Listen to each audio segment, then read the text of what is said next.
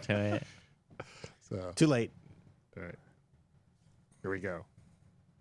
Welcome to the Macworld podcast. I'm Roman Loyola. Everyone's in studio this episode, Except for Mike Simon. except for Mike Simon, who's Not on not the on show. this episode. So, we're here with Jason Cross, Hello. Leif Johnson, Hiya. our producer, Dan Masuelka, That's me. Hi, everyone. the most important man in the room, as I always call him, because he's monitoring our Twitter and YouTube feeds for your comments and questions. If you have any thoughts on today's episode, please let us know. Dan will chime in. He'll let us know what you guys are thinking. So today on the show, we're going to talk about audience hot takes. We'll get to that soon. But first, we're going to talk about a couple articles that Jason Cross wrote for us this week. It's a good thing I'm here. It's a good thing he's here. Since he's in studio, I thought, hey, let's talk about these two articles that are pretty interesting that he's written or wrote that he wrote. I basically just made up some stuff. That's what you do. Sure, why not? It's an educated guess. Yes. I just made, yeah. So, the first article that Jason wrote is in regards to, it's tied into the, I guess, forthcoming, Sure. upcoming iPhone announcement that hasn't been made yet. Right. Right. So everybody's in anticipation for Apple making an announcement, sometime in September about the new iPhones. And Jason wrote an article about probably the most important part of the future iPhone. The camera. So the processor. Yeah. So now there's speculation that these iPhones will probably have what we think will be the A12 processor. Right. But we don't know any specifications. But Jason did some research and was maybe able to extrapolate what we could expect from an A12 processor. Yeah. I just took a look at the last several generations. What does Apple usually do? How's it been going? Made some Yeah. trend lines and projected into this year Yeah. to try and go, what could they do in Yeah. an A12? And so generally, to give us kind of a perspective, when Apple releases a new processor, what kind of performance increase do we usually see from generation to generation? It's been a lot different over all the iPhone years. Yeah. But if you just go back the last few, kind of, once they started making their own CPU cores Right. and everything, it's gotten to be steadier. And you're looking at what they call single thread performance. Basically, the processors they have big cores, which are fast, high performance cores, but they use a lot of power, and they have small, efficient cores that run background tasks and do things when you're asleep and stuff like that, and they use very little power. And usually those big cores, that single thread performance from a big core, goes up by 20 to 30%-ish, Yeah. kind of each generation, especially if they're making a leap to a new manufacturing process, which they'll be doing this year. That's pretty well known. TSMC, the Taiwan Semiconductor Manufacturing Company, the guys who make chips for Apple most of the time. Samsung's done it before, but they've already they're taking our first 7 nanometer stuff. They're wrapping it all up. It's going to be the first big, broad consumer 7 nanometer product is going to be Apple's A12. So that's pretty well known. And if we look at what that gives them over the 10 nanometer process from the A11, then we can kind of go, oh, they can fit this many more transistors. They can fit this much more in this much space, all that kind of stuff, and figure, oh, yeah, they'll probably get another good 20% of single thread performance, peak single thread performance out of this. So how many nanometers is in the current? 10. It's 10. Yeah. So, okay. So Yeah. Yes. And they'll also probably give it a goofy name. Like there was the A10 Fusion, the Right. A11 Bionic. I don't know what the A12 will be, but it'll be an A12 something. right. Right. Cyberpunk. Yeah, so they'll give it some goofy descriptor name probably. So we can expect that. And then for multi-core performance, that took a huge leap last year, because usually what it used to do when you tried to run multiple threads at once, it would either use all the big cores or all the small cores, but not both. Last year, they had a new performance controller that let them use the 2 big cores and the 4 small cores all at the same time. And that made multi-core performance like double. I think it was huge. We're not going to get that again because they're already able to use all of them. Right. So we're probably only going to look at another 20 or 30% more multi-core performance again this year, which would be great. I mean, already the A11 is kind of equal or faster to the fastest any other smartphone chip from any other manufacturer, you know? Right, right. So that's another 20 or 30% puts them so far well in the lead of everybody in the industry. It's pretty great. Yeah. So with the smaller footprint, is that the correct way to say it? It would be a smaller footprint if they did the same chip on 7 nanometer, but they won't. They'll make a chip with more transistors and stuff. So it'll probably be just as large, but fit more stuff in the same amount of area. Okay, got it. You know? Okay. It's kind of like if you were looking at a Google Maps of New York City and all the buildings, and you just zoomed out a bit and all the buildings got smaller. Your window still got as big. You just fit more buildings in the map area. Mm-hmm. It's kind of like that. It's like everything's kind of shrinking down a little bit. Okay. And so we'll get overall better processing performance. How will that affect? How do you think it'll affect graphic performance? Starting last year, Apple has used their own GPU. The year before that, it was a PowerVR GPU that also had some Apple modifications, and then before that was all PowerVR GPUs. So that was a new thing. It's a new 3-core GPU. They always emphasize graphics performance because they use it for what is effectively, I don't want to call it OpenCL because it's Metal, but it's Metal's version of their GPU compute stuff. That's pretty common throughout a lot of stuff they do in iOS. So it's important to them, and they always stress it a lot. Plus, if they make a plus-size model iPhone 10 thing, it's going to have more pixels to push. Right. So they'll want to maintain performance. So it's probably going to be the number that they'll put up on a screen is like 40% faster GPU or something. Yeah. If you run a benchmark like 3D Mark or something, it probably won't be 40% faster. Right. Because when you peak performance for doing Metal compute stuff, maybe 40% faster, you might get a fast 40% higher score in Geekbench or something.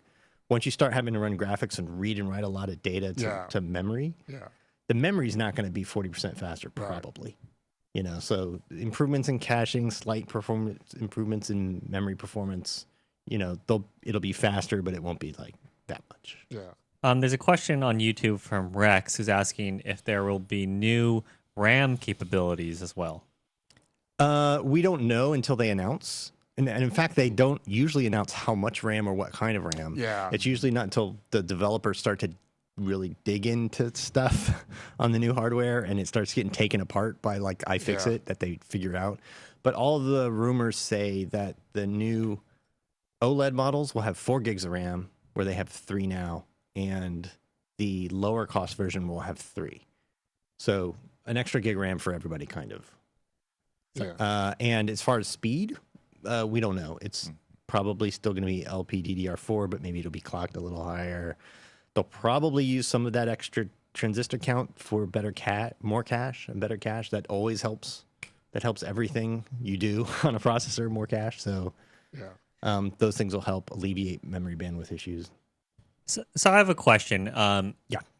If I think about like how far, like on the PC Mac side, you know, there's Core i9s, you know, with 12 cores, you know, et cetera, but 99% of people don't need it, right? So all this extra performance in a cell phone, what does it matter for people who are just browsing the web, watching videos on social media? Right. And there's always the argument that you're always restricted by your bandwidth anyways. Yeah. You know, so what's the big deal? Yeah, I mean, that is a little bit speaking of bandwidth, they'll have a new modem for sure. Yeah. The rumor is they're going all with Intel's modems, but it's a better modem and 4x4 MIMO and so on. So if your carrier supports it all, you'll get better bandwidth. But that's been the argument forever. I mean, you can go back 10 years and say, what does anyone need a faster PC for? Just for browsing the web and doing all this stuff. Why do we need faster processors? But do you want to go back and use a 10-year-old PC today? Exactly. And a lot of people were criticizing Apple when they first made that jump a couple of years ago, the really big one. And but you know, and suddenly everybody else is 64-bit trying. for? It's like, well, it's not just 64-bit, it's ARM V8 Right. and anyway, yeah. Exactly. And web pages are heavier nowadays. They're heavier and they're gonna be heavier. Yeah. And they do other stuff like you pull up the share thing, you do stuff with that, Right. you know. And then they're doing all this AR stuff. So yeah, if all you want to do is use your phone for exactly what you use it for today, and you actually the websites and social media stuff is never going to get more complicated, then you wouldn't need a faster phone. Yeah. But It it will. does, Like yeah. the technology gets better, all the services and apps and everything you use start to fill in to take advantage of that Right. over time. It just does give you more headroom. If you want to buy a new phone every year, Yeah. being way, way faster just means that you're going to have a better experience 3 or 4 years down the line when you haven't upgraded yet. But there is a certain amount of truth. You know, I think we all know a bunch of people who only text, check email, and talk on their phone. And, you know, they don't need the latest and greatest phone. I mean, you probably would be fine just going out and buying an iPhone Right. 7, which will be way Yeah. cheaper after the new things come out. Buy a 7 or 7 Plus, and Right. you're for a lot less. Yeah. Yeah, if that's really all you do, I mean, I think that's all my mom does. That and take Yeah. pictures. That's all Which my is- in-laws do. So.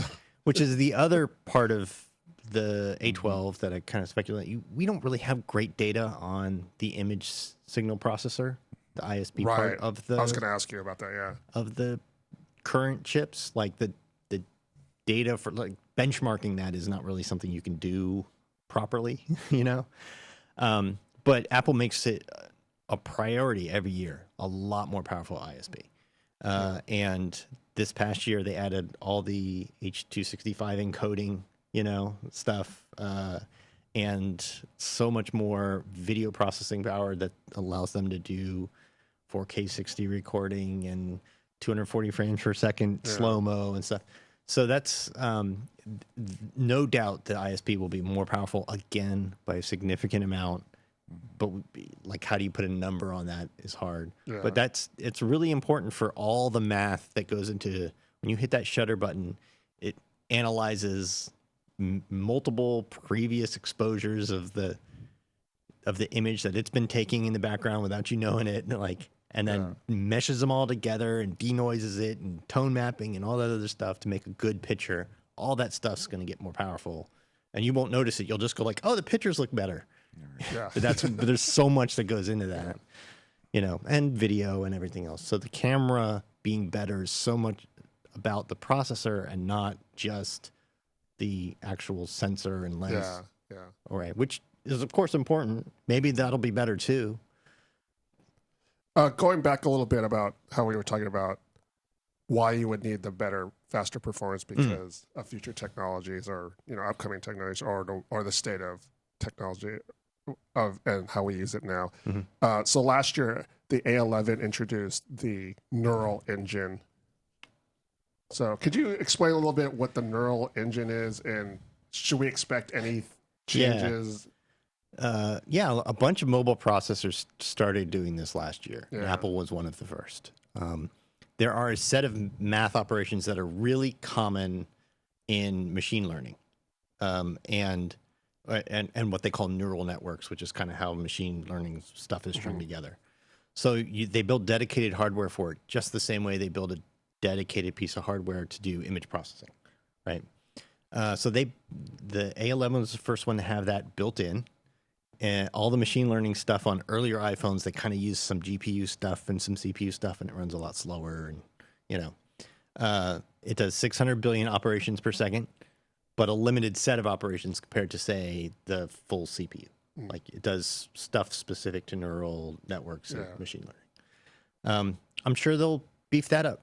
Machine learning is super important to Apple. They talk about it all the time. It's a big part of their AR and it makes Face ID go faster. It does all this stuff. So I'm sure that'll be higher. Yeah. I'm sure they'll whatever it is they're going to want to have 1 trillion operations per second because that's the slide they're going to put up there. Like, there's no way he's not going to stand up there in front of a sign that's 1 trillion. So what was it last? It was at 600. 600 billion. Yeah. Yeah. So it needs to be significantly like 2/3 faster. Right. But that's not out of the realm of possibility if they really are investing heavily in. Yeah. And it'd be a good year to bring up trillion again. Yes. Yeah, exactly. So the most important part is with the new A12 processor, how will this affect my battery life? What do you think? So. If the move to 7 nanometer has great implications for battery if they were making the same chip on 7 nanometer, but they're going to make a bigger, more powerful, more complex chip. So it's so hard to say because battery life on your phone is about the display and the cellular radios and there's all these things, the RAM, everything else that takes power in your phone beyond the processor adds up to a lot, especially display. So is battery life going to be better? I mean, there's all those other things. It's the idle power draw is probably going to be much better because when these things at 7 nanometers, when these chips are doing just little tiny background stuff and pinging the network every now and then and barely keeping those small cores going, that's probably going to be very efficient. And the new, it's not part of the A12, but the new cellular radio that they're moving to is much more energy efficient if it's the one that everybody thinks it is. Yeah. So those things will help. So I think standby life will get even better. It's already great on iPhones, and it'll get even better. Right. But for other stuff, it really all depends on all those other factors. Yeah.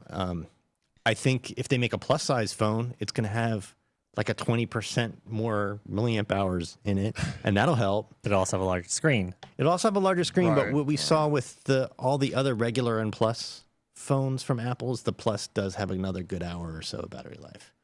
Yeah. How consistent has Apple been about making battery life the same from because they could just be like, okay, well, we'll decrease the battery size if it is more efficient, right?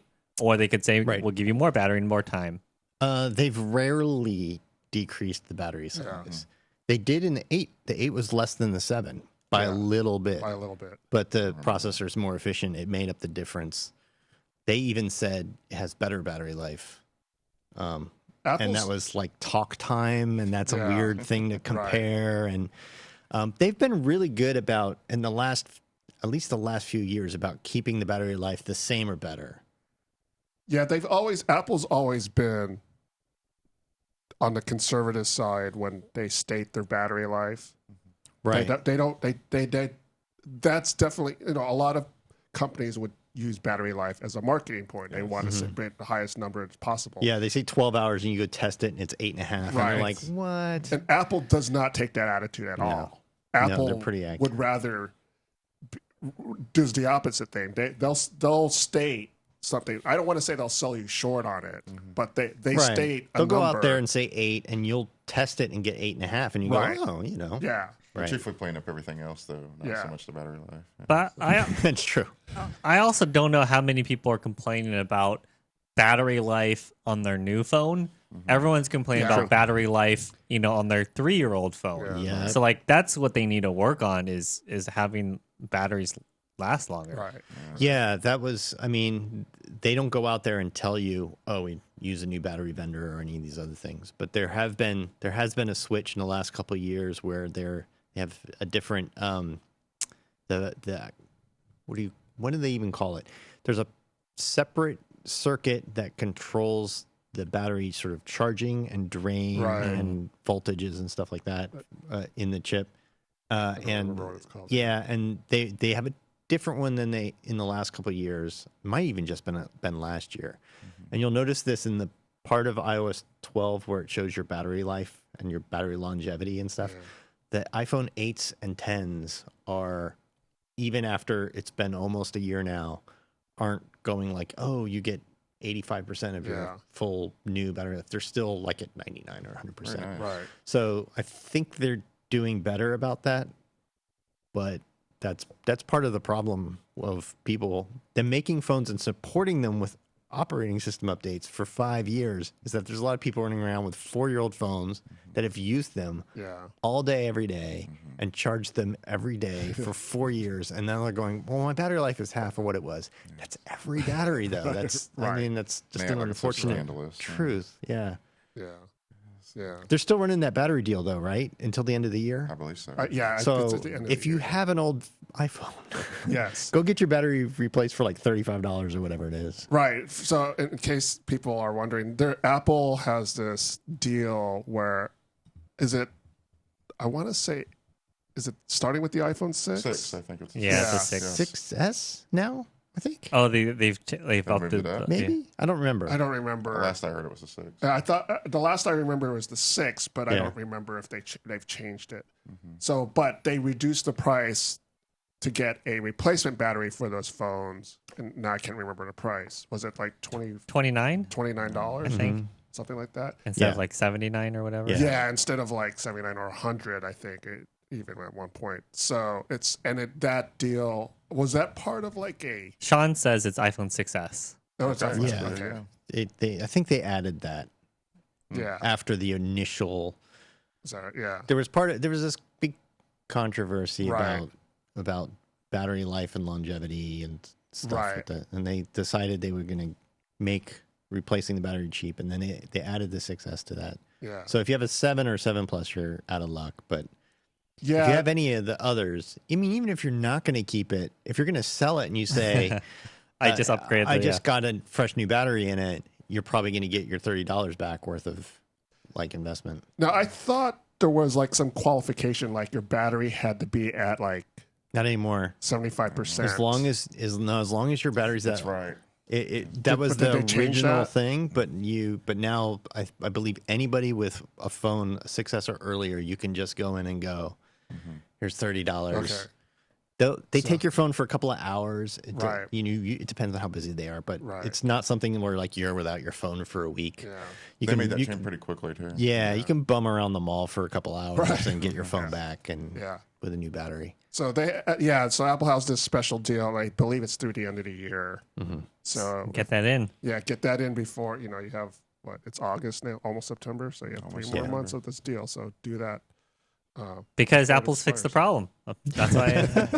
Yeah, they fix the problem fixed by it. charging you money and just Right. replacing the battery. So, and you're going to need more battery, especially if you depend a lot on Apple services, because you want to make sure you have enough. There it charge in is. your All phone right. to use Waiting- Apple services. Waiting for the segue. So, and Apple has a lot of services, such as iCloud and Apple Music. And right now, all these services are basically the a la carte. Yeah. Yes, right. you have to sign up for them one by one. So, but wouldn't it be cool if Apple offered a deal similar to what Microsoft has done with the Xbox? Or Amazon Prime. So, Yeah, Or- or sort of Amazon Prime. Yeah, yeah, That's Amazon another Prime way. has a similar deal. So, and Jason, again, making stuff up, wrote an article that we posted today, kind of taking that theme of like, Microsoft has Xbox All Access. What if Apple offered a Apple All Access? Could you explain what Xbox All Access is? Yeah. And- It's you pay either $22 a month or I think it's $35. Leaf, do you remember? No, I do not. Yes. It's either $22 or $35 a month. There's 2 levels. 22 for an Xbox One S and 35 for an Yeah. Xbox One X. Yeah. So you pay that much a month and you get the Xbox hardware, the actual Xbox, and Xbox Live for 2 years, and Xbox, what is it, Game Pass, which is their kind of Netflix for games ish thing where there's more than 100 games that you just have access to all the time. That's and you get all 3 of those things, but the key to it is that there's nothing up front. Right. You don't have to go buy a $300 console and then go sign up for these services and whatever. You just like start with nothing and go in and get this. It's a little janky the way Microsoft has done it because you have to go into a Microsoft store, a brick and mortar store. You can't do this on the web or anything. And there's not that many Microsoft brick and mortar stores. No. Your state may not have one. Like, it's kind of a, but you have to go in there. And when you sign up, it's technically all the financial stuff is done through Dell Preferred. So you actually have to sign up for a Dell Preferred account. They'll help you do it there, but like you have to do that and then get approved by them, which can sometimes take some time and some sitting on the phone and stuff, depending. Yeah. And then once you get approved for the credit for them, that's who you're paying back. But basically, you just pay that much a month, and you get the hardware, and you get these services, and you don't have to worry about it. And the nice thing is, besides just getting involved in this ecosystem and being stuck in that ecosystem for 2 years so that they know you're going to be with Xbox for 2 years and stuff, is that you just don't have an upfront cost. You just Apple has the similar thing just for the iPhone hardware. They have the iPhone upgrade program, which, depending which iPhone you get and all that stuff is, spend $30 a month or $40 a month or whatever, paying off an iPhone for 24 months. Right. And then after 12 payments, you can swap it in if you want the new one, But that's just an iPhone. But that's just an iPhone. So I said, well, what if on top of that, they said, well, let's bundle together our services into a somewhat discounted price. Not crazy discounted. It's Apple. Let's not get let's not assume discount Apple, right? What? Yeah, but did all that so that you could get into the Apple ecosystem and all of their services and stuff with no money up front and be in there for 2 years. I mean, the advantage to Apple, the reason they would want to kind of cut people a deal is like once you're really in, once you're invested in iCloud and Apple Music. And I did this assuming there's going to be a video service and that would be included as well. Because we all know they're working on 28 shows and series and stuff. There's going to be some Apple video Netflix thing. Right. What if they put all that together and then if they knew they had you for 2 years, what next computer are you going to buy? Is it going to be a Mac? Well, maybe you're thinking about it once you're super all in on Apple stuff. Maybe you're going to look twice at that HomePod or whatever. Yeah. Yeah, I mean, the upcoming, well, we don't actually know, but it's sitting right there in front of you. Yeah. The upcoming Apple video service seems like the ideal way to introduce something like this. Yeah, that would be the time to do it because then there's enough different things. Right. And that's what led me to make the Prime comparison because that's the way they kind of right, because Prime does that, right? Yes. So, do you think? I mean, well, I have a few thoughts on that. First is I wonder how much people are spending on all the streaming services in total compared to what they were using, prior to Netflix coming out, really. And then, would anyone be buying Prime for the music and video features? Right. I don't know if they didn't about have that. the shipping thing, no. Right. Yeah. That's the thing. Right. So what I basically imagined I made up. This is not a thing, by the way. Just to be super clear, Apple All Access does not exist. Yes. Is not rumored. Nothing. This is a fantasy made up, complete made up thing. On a slow week. Yeah. Yeah. It was just seeing what Microsoft did and say, Apple has Apple has a lot of advantages because they already have the iPhone upgrade program and a financial institution that backs that and everything. You can do it in their app. You can do it on the web. Yeah. If you want to go into a store, they have a way more stores. There's an Apple store near you, right? Mm-hmm. So they could do this much better than Xbox All Access. And I went from there and said, well, let's say there's 2 tiers. Let's say there's the basic tier, which is 200 gig iCloud storage, because even the 50 gig is kind of lame. Yes. And that's only 99 cents a month. Mm-hmm. So why make that part of the bundle, right? So the 200 gig iCloud service, Apple Music, whatever the Apple Video is, right? And they give you an Apple TV 4K, which they're already tossing them out when you subscribe to DirecTV Now for 3 months. They're like, here, that's like $100 for DirecTV. Because it is a hobby, according to the late Steve Jobs. Well, it's getting to be more important, and also it is a HomeKit hub. Yeah. Which you kind of need if you're going to do all your locks and all of this stuff with HomeKit, right? It's a good AirPlay 2 device, So yeah, I mean, you do all that and you charge people like $22 a month, $25 a month, something like that, to get that, which is not a big bargain. You kind of save the cost of the Apple TV, but you're locked in for 2 years. And how much is Apple Music? $10. It's $10 a month. Yeah. And then 200 gigabytes is how much? $3 a month, and then I'm just imagining the video service is going to be like 10 to 15. We don't know, but probably. So just kind of going off what everything else costs. Right. I don't think Apple can go up to 15. I don't think so either, unless they're gonna license a lot of other content too, to not just their own originals. But so much of the good stuff is original exclusives to the other platforms, so they're not going to have. They're not going to make you not subscribe to Netflix for sure. Yeah, just like Hulu doesn't, or Amazon. Like, there's no. Yeah, we are totally entering. I agree with you, Dan. We're totally entering that world where it's like, I cut cable and now I subscribe to 7 different streaming services and pay 20% more. Yeah, and I pay $90 a month, and cable seems like a deal. Yeah, we're gonna end up there. Yeah, maybe. So there was a second plan that you also devised. Yeah, I said, what if there's also a sort of a premium, upscale, family style plan that is for people who want to spend more? Because why would Apple not let you spend more if you want to? So for about $50 a month, you would get the highest iCloud tier, which is 2 terabytes, which you can share your iCloud 200 gig or 2-tier things with your family. So that idea is like, that's enough for your whole family to back up their stuff and your photos, and your whole family shares that iCloud 2 terabyte storage. You get the family Apple Music, which is $15 a month. I don't know if there'll be a family video service thing, or with everyone having their own logins and their own favorite shows or something. Good luck with that. You would seem, it would be that. And then on that one, they would, you'd get to pick a piece of hardware too, because the whole point of this is the hardware software bundle. Right. So I said, looking at 3 pieces of sort of, like the iPhones, they're key. Right. Hardware. Macs are expensive. They're not going to throw the Mac into this.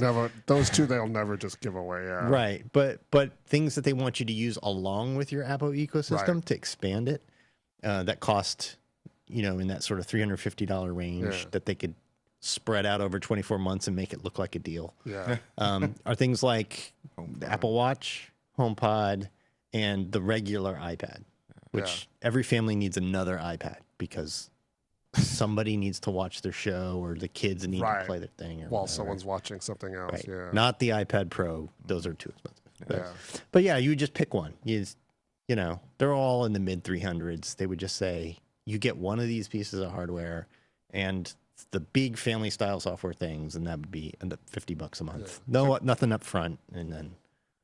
I like that idea, but it still seems a little idealistic for Apple. I don't think Apple will do any of these things, but I do think that once they have a video service, it's going to start feeling really crappy to have to subscribe to iCloud because 5 gigs is garbage, and Apple Music and these, like, having all these things you have to do separately. Just give me one thing where I get all the Apple services, consumer services that I need. Right, and the video service. That whole market's extremely competitive now with Hulu and Amazon and Netflix. They're all pursuing bundles. Well, Netflix isn't, but everybody else is pursuing bundles. Right. So you have to give them an incentive to want to sign up for the Apple video service. Yeah. So if, adding those other services make it more attractive. So. And just letting people get into all these things without an upfront cost. Right. Okay, look, I'm going to be paying a hefty chunk of change every month, but I'm going to get a brand new iPhone and my Apple Watch and set up all the Apple services for my whole family. We can have all this stuff, and I don't have to run in and shell out $1,000 in an Apple store up front to do it. That's the key. That's the idea. Yeah. And Apple's like, and that's somebody we've got for 2 years. Right. Right. Well, I mean, in the most recent couple of quarterly result announcements, Apple has put emphasis on their services revenue.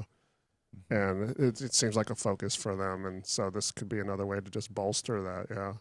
Yeah, that was sort of the thought, and everybody loves recurring revenue. If you could, right, if you lock someone in for 2 years to a recurring revenue source, man, investors love that. Software developers are even how to unsubscribe. Yeah. Software developers, software is going that way. Yeah. Has gone that way. Yeah, it has gone. That's kind of annoying. I mean, a lot of times that's done just to get around the whole there's no way to have a demo on the App Store. Yeah. The other day I went through and unsubscribed from so much stuff. I mean, it was seriously 20 of them. I'm down to 7 now. I kept Netflix, but there dumped are. a lot of it. It's gotten to where there's services to unsubscribe you to services. Yes. Yeah. Oh, you don't use these. We're going to lower your monthly bills by this much. Yes. Yeah, it's one of the main reasons why I still have cable is because I would end up signing up for so many services that it wouldn't be financially smart for me to cut cable. It's just also because I also watch a lot of sports. So it's really hard to do this local sports thing outside of cable. Right. So, but yeah, that'd be interesting to see. With Apple coming up with a couple of announcement events. Well, at least one, probably another one later this fall. So we think that there'll be an iPhone event in the next couple of weeks. Mm-hmm. And we also think there'll be one later this fall to announce new Macs or whatever, new MacBook, whatever. Yeah. So Apple usually does that. So for the holiday, sort of their holiday announcement thing. Yep. Be interesting to see if Jason's idea. I don't. Even if Apple did it, which I would not suspect. Yeah. I don't think they would do it till they launch the video service, which I suspect is next year. And I think they'll have a version of it they won't include the hardware though. I think they'll have if they do anything though, they won't include the hardware, which will be lame. Yes. Yeah. Get more people to have an Apple Watch or home. How many more HomePods would they get in people's homes if it was quote free? Yeah. It's not free, but if it was just part of this great, you're doing the big premium bundle and that would be interesting. So. I admire Apple, but a lot of it seems to be they kind of count on you forgetting about unsubscribing, and it's harder to do that with a hardware thing. So. But yeah, check out Jason's articles on the A12 and the Apple All Access plan, right? Macworld.com, which doesn't exist. Which does not exist. Pure speculation. Technically, both of them don't exist. The A12 doesn't exist. He's being an analyst over here. Yes. But that's gonna. It's gonna exist. That's for sure gonna exist. Yeah. So, but check out those articles. There's some interesting stuff. Now I'm done talking. So now just take a break. I'm just gonna sip my coffee for a bit, and you guys can take some hot dogs. So, the next segment of our podcast, we're relying on the audience. So we thought we would do another hot takes segment. We did a hot take show a few weeks ago. And we thought we'd try it again, and we got some good takes this time. So we're going to talk about 3 hot takes that we got. We got several hot takes, and a lot of them were good, but we picked 3 this time. If you didn't get picked, try again next time. Yeah, do better. Do a better job. We got a lot of good ones. It was just we only have time for 3. We only have time for 3. So the first one comes from Bingo Wings. And Bingo Wings Take says, Apple's forthcoming usage monitoring features in iOS 12, purporting to tell you that you're using your iPhone too much, are a laughable concession to fans of the nanny state. They will be the first thing I disable. Now, will she disable? Is the first thing she's disabling are the fans, or is the first thing she's disabling is these new features? The features. So that's the editor. I barely notice it. It comes up once a week or something like that. But yeah, it's interesting to look like, dang, I use Twitter a lot, but then I keep using Twitter a lot. So it's not really, I guess I could put stop myself from using it, but I kind of need it for work too. So it's as you can see, we got the. So I have not been using the iOS 12 beta. I've been using the Mojave beta, but not the iOS 12 beta. So I haven't been, because I don't have a second device. I'm reluctant to put it on my main device, even though as stable as it is. So. But the usage monitoring thing, I think I think it's, we're in this era of like, especially like in my household where my wife is constantly berating my sons about screen time and stuff. I mean, that's why they called it that. Yeah. That's why they named it screen time, because they want everyone to know this is the solution for that problem. So, and it's an issue that's happened now. The thing I like about, at least with the monitoring features, is you can turn it off at least. And So, I'm not sure that you can actually tell it just stop even well, you collecting can tell data. it, yeah. But by You don't have to use the feature. Yeah, by default, all it does is give you a weekly report if you do Yes. nothing. That's all it does. And by the way, I was wondering why I hadn't got it because I've updated it to a newer release, and so I actually haven't set it up again. So you actually have to set it up for you even turn it on. So you say you're going to turn it off. It apparently isn't already on. Yeah. So if you just go into the settings and it just says it's just data in your settings. Yeah. If you want to make it nag you about using stuff too much, you have to turn those things on. That's like opt in. Right. So yeah, it's not that big. It's just neat data if you don't do anything. It's just a cool place to go. How many times it does things like how many times did I pick up my phone? Right. And stuff, and then you're like, oh, that's cool. Like that's a lot. I pick up and put down my phone a lot. Yeah. So we deal with data all the time. So we're always like, oh, that's cool. That's, So, but I also understand why some people don't want these tools, and at the same time. But at least you don't have to use them. Well, here's the thing. There's a very strong correlation I've noticed with that and with the already existing one that tells you which apps are burning the battery the most. And so basically the graph looks about the same if you compare the two. Yeah, because your screen's on, Yes. and that's when you use it. Yeah.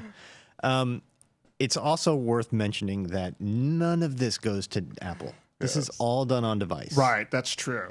So, And it stays on your device, and Apple doesn't collect any of this data. So and the reason why I liked this topic is because there was that recent revelation that Google still collects your data, even when you tell it not to collect your data. So, but because that's what Google's business is collecting data.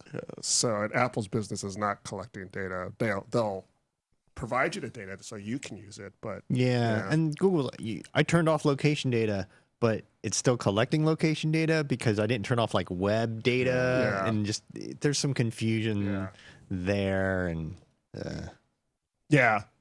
I think this is one of those features where everyone was like on Apple's case, like you need to do more, and like you asked for it, here it is, and I was like, I didn't really want it. It's actually it's not that great. I didn't need it. It's true that for years people have been saying, "Where's my parental controls?"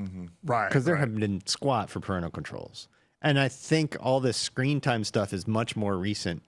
All this stuff about like phone addiction and all that other stuff, not just in kids, but just in general. And they kind of wrapped it all into one thing. Which maybe they should or shouldn't have done. I don't know. People can argue about that. But kids are going to be way more smart about technology than their parents. And they're going to quickly learn how to just bypass that. We'll give you an idea. I tried to set my own limit, and I tried to make it where I only had Twitter for like an hour a day. I quickly realized that wasn't enough, so I just said hey, open Safari, and went to the web version and did my response there. That's true. So, if there's a web version, then that's a problem, because you just ran Safari. Right. I mean, you've always been able to block specific sites, but that's not the same as setting a time limit. Yes, so I guess, exactly. Yeah, it's like I'm not on YouTube. Right. I'm on the YouTube website, though. Yeah, I'm researching now. It's just homework. Mom, I need to use my phone for homework.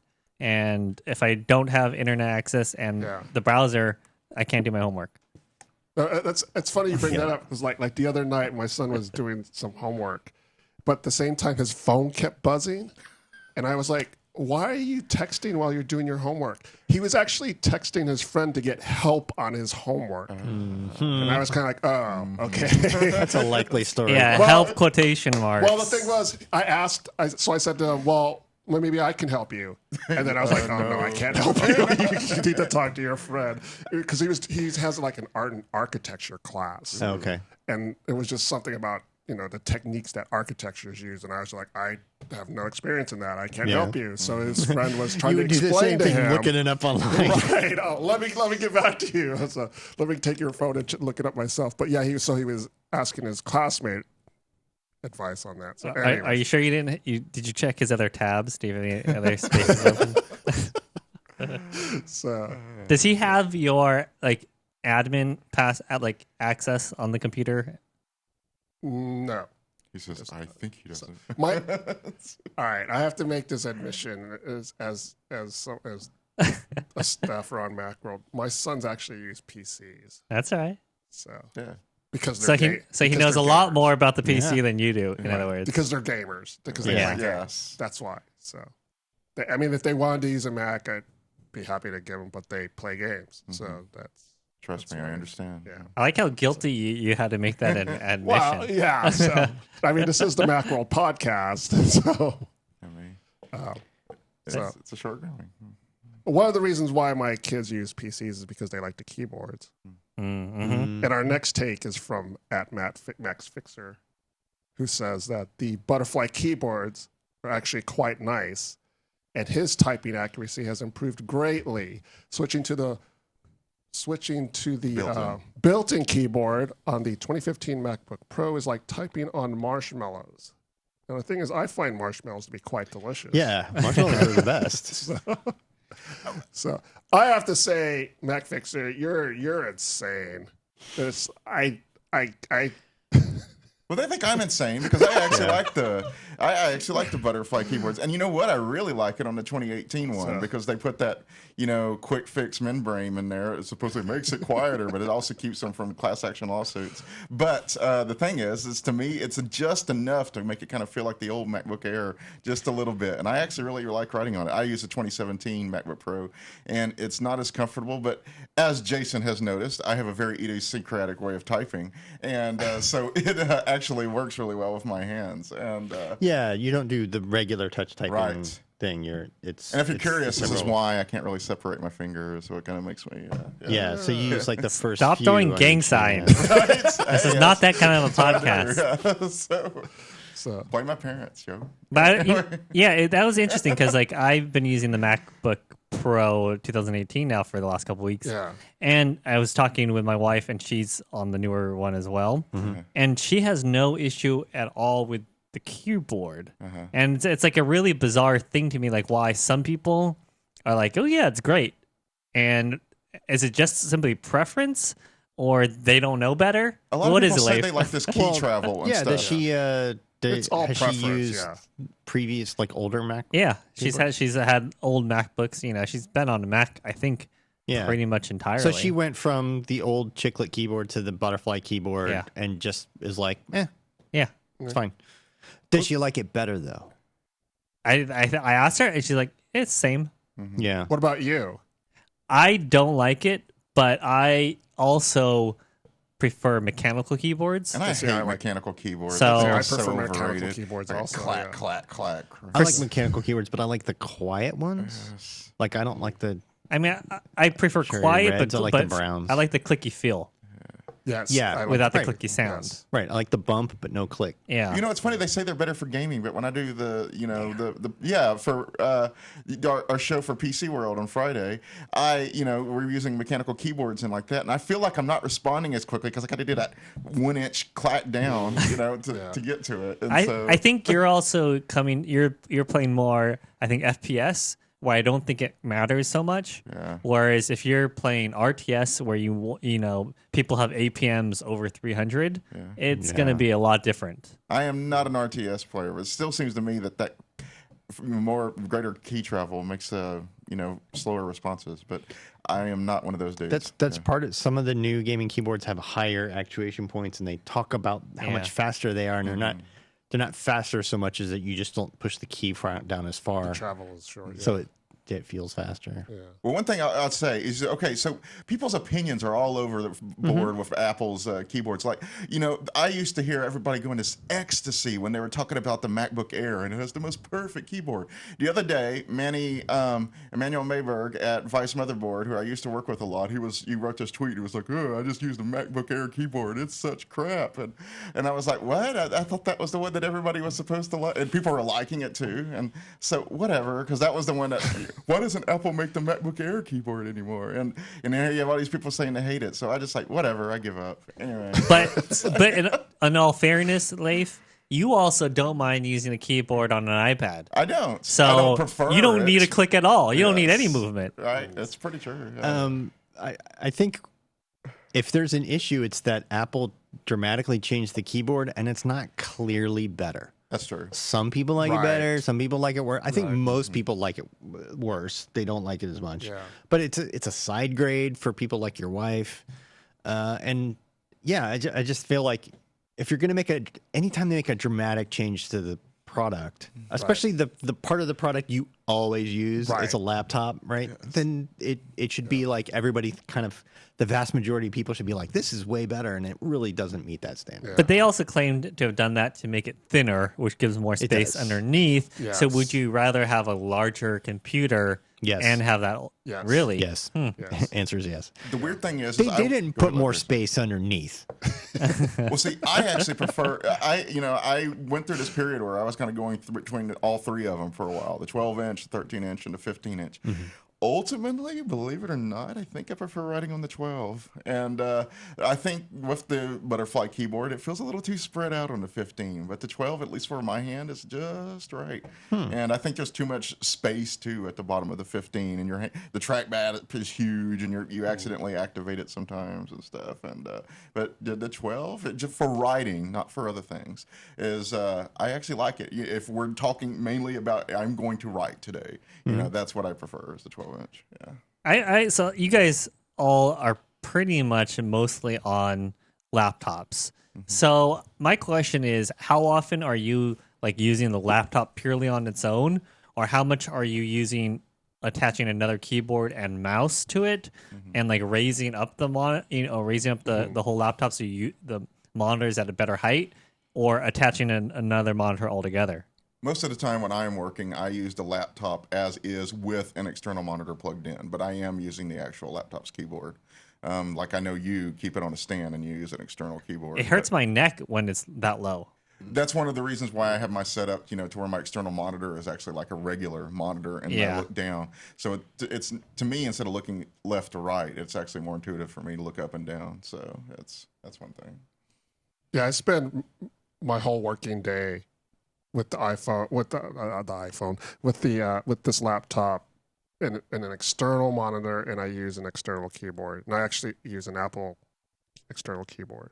So that's my whole day. Which is the chiclet still. It Right. feels very much like the old MacBooks. Yeah, It's yeah. yeah. And I don't like that keyboard either, but I don't hate it either. It's kind of so. You don't like the desktop Mac keyboard? No, I've never really liked Apple keyboards. There's been a certain amount of tolerance for me, but like I said, I like we were saying earlier, I like mechanical keyboards. Full on, So, full. Yeah, I mean, like I've said on this podcast before, the reason why I continue to use this 4-year-old laptop is because I like the keyboard compared to the ones on the new laptop. And you just said you spend your whole day using a separate keyboard and mouse. yeah. So, When he has to use a so, laptop. Yeah. But when I'm at home, if I probably would spend much too much time on a laptop. So because I do some work at home as well, I don't connect it externally. I use the built-in keyboard. I do most of my work on an iMac. So I'm just mouse and keyboard. And I tried to do the side trackpad on an iMac, and something about it don't feel right. It doesn't. Yeah. I don't know what it. I went back to a mouse, and not Apple's mouse. Like the third-party mouse, Apple's keyboard. Apple's keyboard's fine for just the writing I do on the Mac. Well, here's the question: do you prefer the Magic Keyboard 2 or the 1? Because I think I preferred the 1. Good question. What I'm using now is a Magic Keyboard 2 with the 10 key. I don't find it hugely different from the Magic Keyboard 1. I like think in something terms of about its feel. the angle. The was- angle's worse. Okay, It's yes. I want feet so I can slope it up a little. Exactly. Because it's too flat. But And that's an important thing. I'll sometimes stuff a book under my laptop to get a little bit of angle. yeah, so the angle's not great on the Magic Keyboard too. And I really wish it had flip out feet. Yes. So there's a question on That YouTube one never from Marum, and he's asking, doesn't the 13-inch MacBook Pro and the 15-inch have the same keyboard with the same spacing? The trackpad is definitely smaller, and that makes a difference. And to me, there's also that bit of the space underneath your palms. Wait, on the 13 and the 15? Yes. I think the 13 and 15 have the same trackpad. The 12. The 13, I will show you on my desk. It is very slightly smaller. Yours is 2017, Yes, it is. so maybe. Yeah. That's the thing. If they made it bigger this year, Yeah. I don't know. I have not seen a 13 2018, but on the 2017, it is definitely smaller. And Philip Allen says, sounds like a new Mac Mini and a third-party keyboard would solve all this. And yeah, Yes, it would. and a monitor, and Yes, all the and other parts that come with it. Yeah.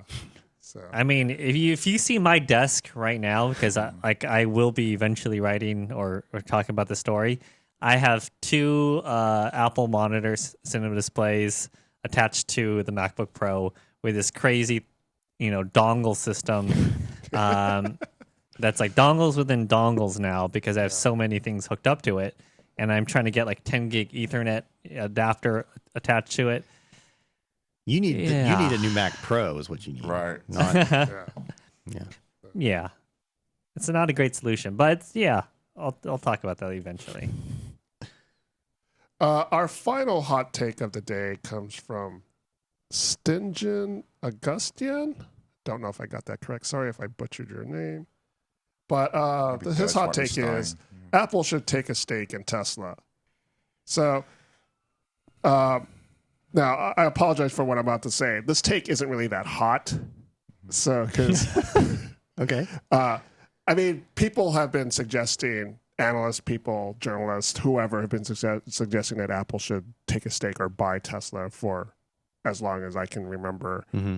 So the reason why I liked bringing up this particular take is because Elon Musk has been in the news a lot lately, probably not in a positive light. Yeah. But, there have been speculation that Apple's been working on, or there was speculation that Apple was working on a self-driving car. And then then it changed to that, they're just working on the software. But now there's sort of been a rebirth of Apple working on a car again. Mm-hmm. So Apple's working on something automotive related. Yes. So wouldn't it just be easier for Apple to just buy Tesla? So Yeah. I don't know. I don't. I mean, I have thoughts. Yeah. Like, do you want to? No, well, I've said this before on different podcasts, but I think Apple does a good job of there's these products that change our lives and stuff. The things they're holding in your hand. When you go into actually putting stuff that people can die in, I think that's that's kind of getting away from that core. That's dangerous territory for a brand as big and as influential as Apple. I think everything else that they do is personal electronics and stuff, and even something like CarPlay. That's safe. They're running into highly speculative, especially with new types of cars. That's my only problem with that. I think it's overly ambitious, I don't want to say, or it's too out of their wheelhouse. But that's for them making any kind of car. Yes. Any self-driving software or the whole car, right? Right. And you could. I would be well, even the software, like I said, you're putting your lives Right. in. Yeah. So there is that too. So I think most of this comes from people who like Tesla and like Apple and want Apple to fix Tesla because Yeah, they like yeah. both companies. Yes. And Tesla's problem is manufacturing cars, and they're Yes. like, Apple's really good at manufacturing tons of crap, right. like to a really high quality standard. Yeah. They could fix, and they're not building good a- at navigation They systems. just need though. Foxconn to send Yeah, and building cars is not the same thing, Right. No, it is an it's not. extremely complicated. and Process very is- different process Yes, with very, very whole different. different set of international rules and supply chain issues and Yeah. everything else. So there's no guarantee Apple, and they do an amazing job with managing supply chains and Yeah. all that other stuff. There's no there's no like, oh, they'd swoop in and fix all Tesla's manufacturing problems. Like, there's no guarantee of that. No. But even if they did, I don't think these companies are that compatible. These are two they're not. companies that both want to control the full stack. Like, Tesla's not going out there. They're not working with Android Auto or CarPlay or anything like that. Like, the software, it's like all Tesla. Like, Tesla stuff. Tesla car, Tesla software, Tesla head chargers. unit, Tesla chargers, Tesla. I mean, they had to make the chargers because nobody else was. But, you know, they really want to have it, their whole ecosystem and universe. Apple wants to have their whole ecosystem and universe. So anything short of a complete takeover of the other company wouldn't satisfy either one. Yeah. So I just don't think, I think it's kind of a solution in search of a problem just by people who are really fans of both and want both to do great, you know, because people love their Tesla cars and they would say, hey, if Apple's going to make a self-driving car, here's a company that's making electric cars that people love and is really invested in self-driving. And it's like, yeah, but they're completely different, like software stacks and everything. And so, I just don't think it's a feasible solution. Muck Taylor on Twitter is on your side. He says Tesla's problems can only be fixed by another car manufacturer. Right. I think. Yeah. Yeah. I think a car maker who wanted to have a separate brand for their electric stuff or something, taking a stake in Tesla. Like if GM decided, and GM's not doing this, but if GM or Ford or something decided, our all electric stuff is going to have a whole other brand, side brand. Yeah. You know, like they have Chevy and, you know, all these other things. Like it's going to have a whole other brand.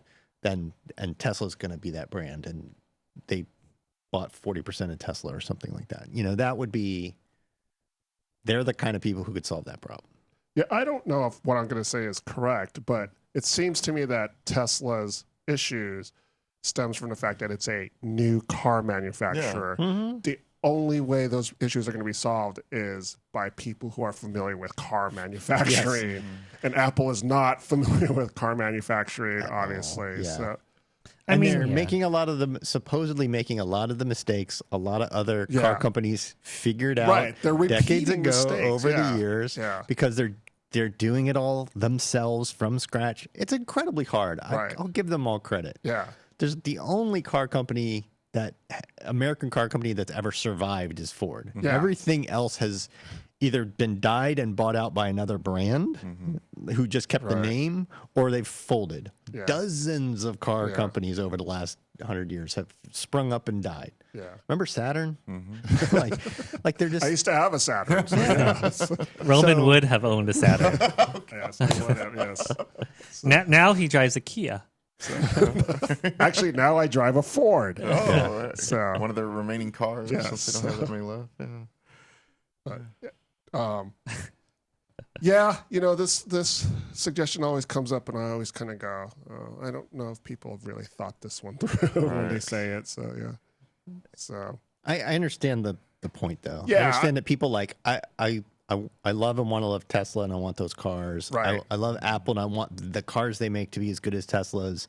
That seems like a fit, but I don't think it's a fit. I don't think those companies are at all compatible. Yeah, and on the surface, they seem to have the same spirit, right? Yeah. Apple, and so that's why people are gravitated to. That's why they think there's a fit. And the founder cult. Right. There's a founder cult. Little bit of founder cult there going on, for sure. Yes, there definitely is. But yeah, as we've examined, that it's a lot deeper than that. So since we don't, I think we're all on the same page on that. Now, I have a question to kind of throw back. Would be not what company should Apple buy, but what company do you want Apple to buy? Ooh, good question. They buy so many companies a year on the sly. Yeah, it's not should, but it's want to. But you thinking big? You know, a household. You know, a name you'd know. A name you'd know. Because Apple makes like a dozen or more company purchases a year of little companies you've never heard of that have a software solution for machine learning or something that, you know, an image analysis program, whatever, and they buy it and incorporate it into all their own software. And you've never heard of that company probably. The last one they bought that you may have heard of really, I think was, what is it called, PrimeSense or something, which made like the technology in the Microsoft Connect and stuff. And it kind of became the true depth camera. That's Right. And that was several years ago, but they Yeah. keep buying companies like crazy. Yeah. Apple's buying companies all the time, but they're like as you said, But is they're there one small and they don't announce you know it. of that they would So, like? Should they buy Oculus? well, I was No, that's too thinking much maybe money. they should buy Magic Leap. So, That's interesting because they are making a lot of they're supposedly working very hard on an AR They thing. are. The question Right. is, does Magic Leap have technology they need to acquire? right. I was going to say that I think Apple could do its own stuff just as well as they Right. could. That's what I believe. I don't think they would need Unless to it's acquire. Yeah. a patent play. That's true. Yeah, right. So I don't know what So- patents they hold that, and would they need them, but Right. that would be for me the reason that they would want to buy something like Oculus is as an acqui-hire, it's great. Oculus's employees, Yeah. people like who are working there, like Carmack and Abrash and stuff, are amazing.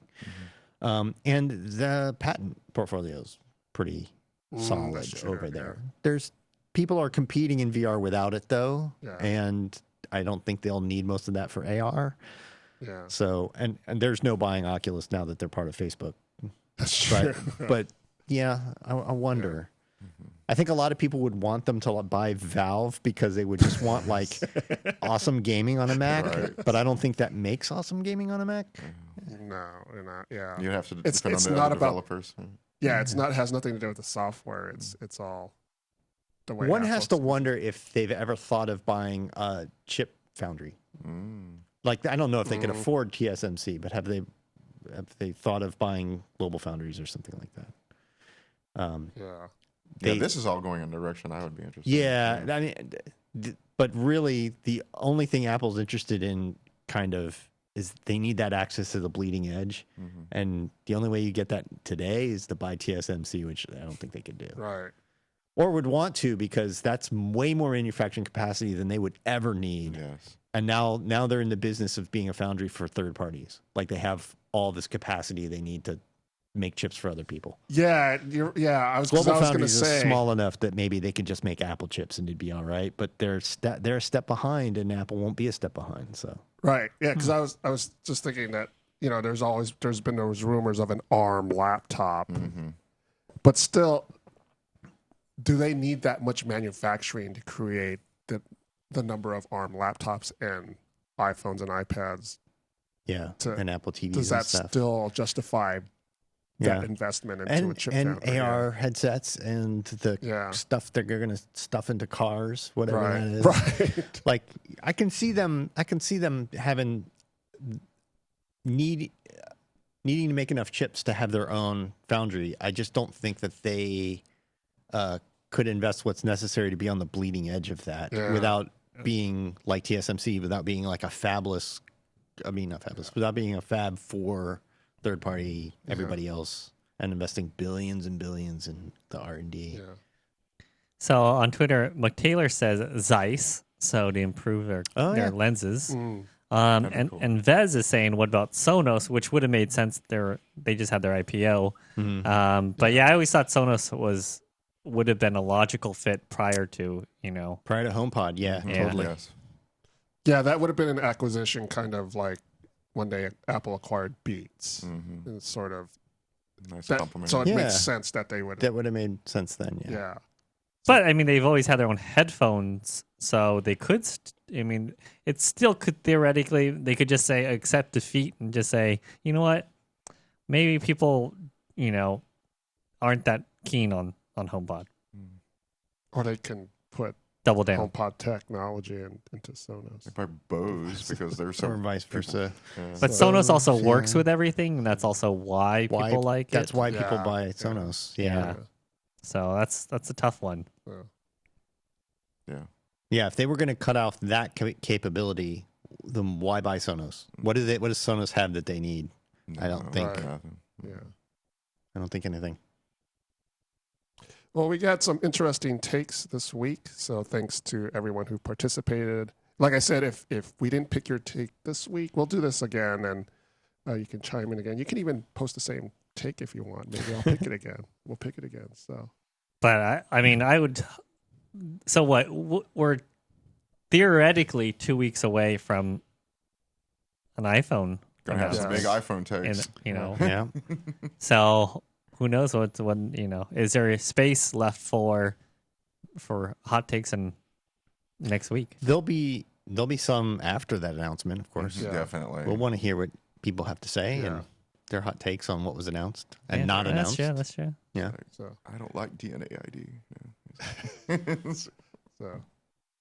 But that just about does it for this week's episode of the Macworld Podcast, episode 619. I'd like to thank Jason and Leif. Thanks. Thank you. I'd like to thank Dan, our producer. You're welcome. I'd like to thank you, the audience, for your hot takes, your comments, and questions for today's show. And thanks for watching. Join us next week.